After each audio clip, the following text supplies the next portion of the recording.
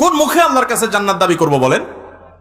নবীদেরকে জীবন্ত করাত দিয়ে টুকরা করে ফেলা হয়েছে, আগুনে নিক্ষেপ করে ফেলে দেওয়া হয়েছে, একটার পর একটা ভয়াবহ পরীক্ষা নেওয়া হয়েছে। আল্লাহর নবী হওয়ার পর, আল্লাহর রাসূল হওয়ার পর তিলে তিলে তিলে তিলে আল্লাহ তাআলা তাদের পরীক্ষা নিয়েছেন, কষ্ট দিয়েছেন। শুধু তাদের নয়, নবী সাল্লাল্লাহু আলাইহি ওয়াসাল্লাম বলেছেন, ইন্নাল্লাহা ইযা আহাব্বা কওমান ইবতালাহুম।